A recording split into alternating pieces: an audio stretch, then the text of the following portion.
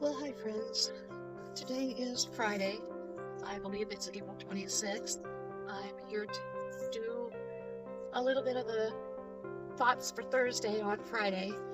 I was a bit under the weather yesterday and wasn't up to doing my usual Thursday thoughts, or thoughts for Thursday. Today is going to be a little bit different.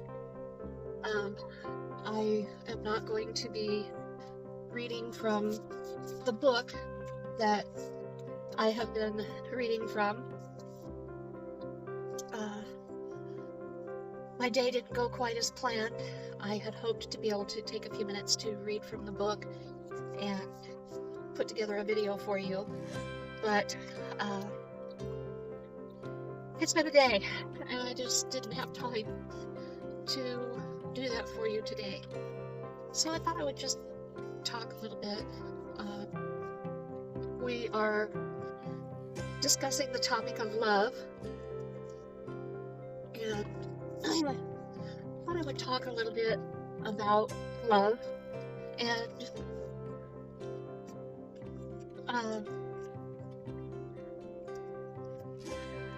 what to do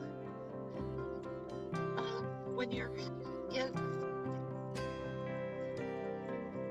a situation where maybe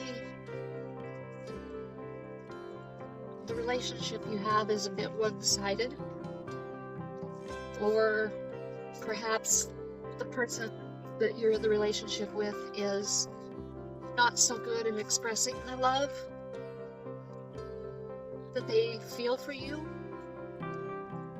Perhaps they've had not very good examples of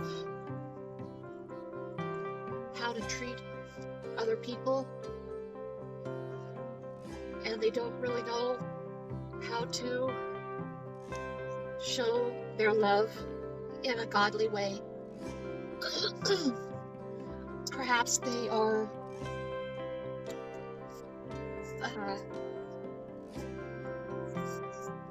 apologize, I am driving, so if I'm a little distracted, I do apologize.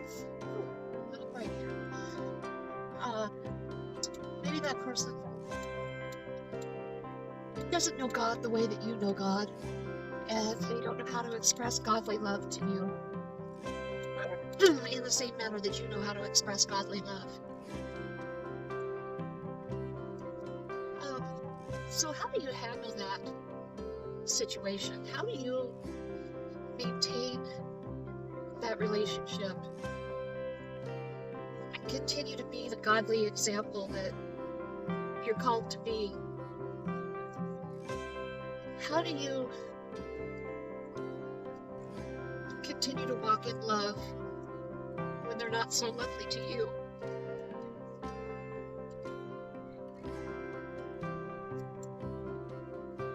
How do you continue to do what you know God is calling you to do, which is to love? Especially if you're in a marriage that you thought was a godly marriage.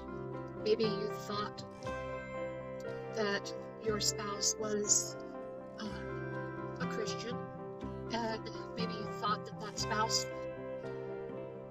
believed the same way that you do, and then only after you were married you found out that perhaps they're not the same Christian that you are. You know, that can be pretty tough when it's kind of one-sided. So how do you go about continuing to walk in godly love with your spouse and not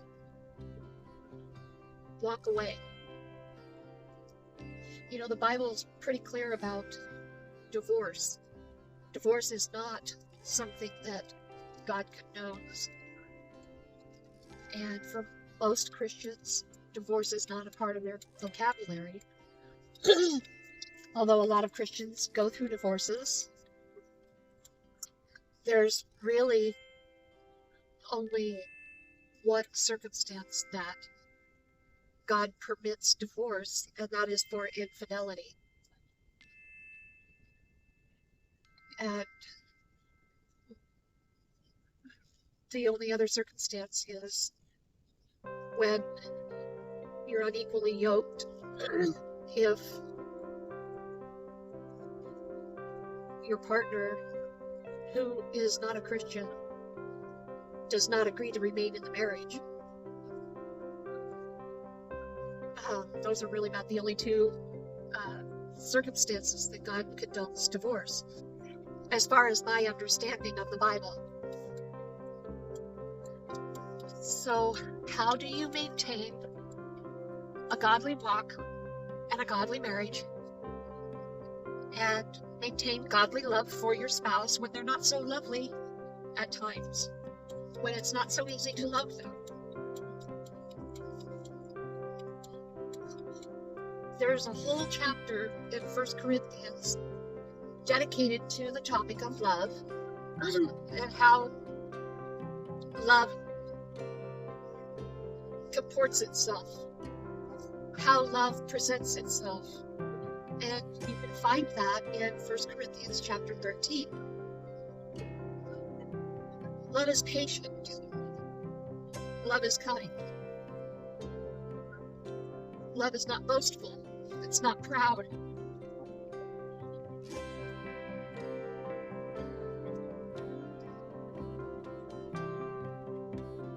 And there's a lot more, but the main thing I wanted to mention was that love is patient and love is kind. It's real easy to be angry when anger presents itself. It's not easy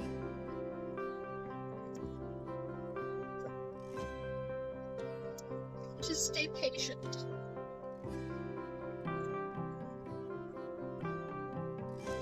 And to stay kind.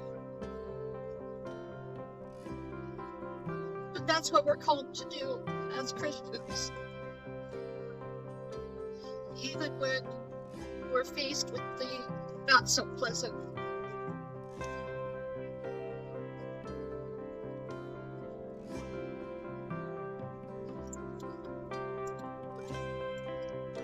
We're called to be patient. We're called to be kind.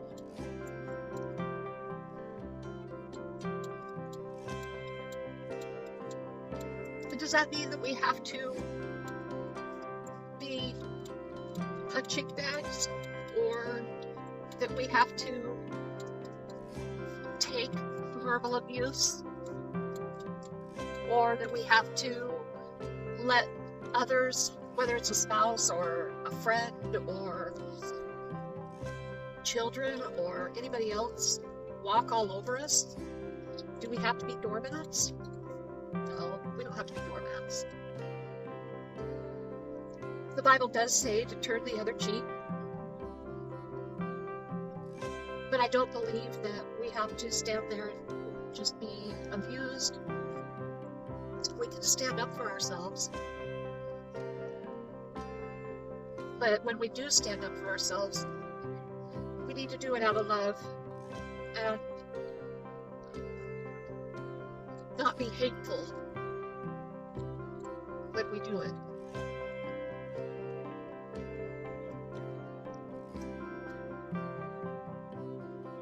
It's not easy to do it all. Especially if we have a personality that can sometimes be a little quick to wrath, a little quick to anger. That's not what we need to be. We need to try to rein in that wrath, that temper, and let the love of God shine through us.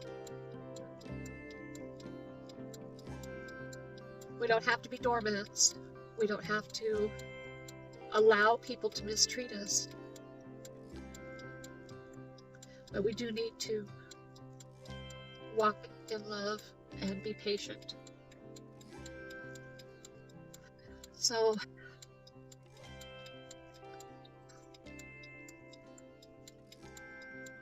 if you are unequally yoked and your spouse or your partner chooses to stay,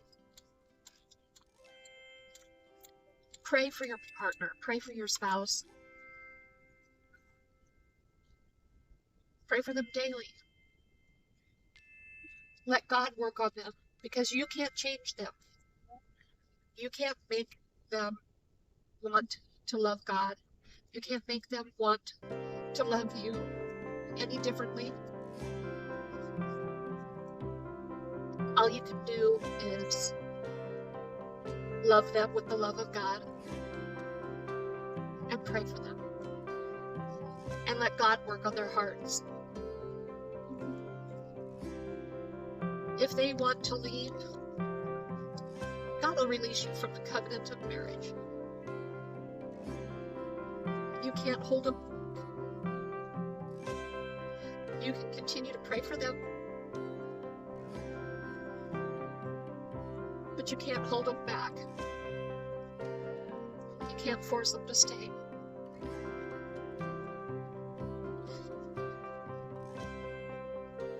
You gotta just love them where they are.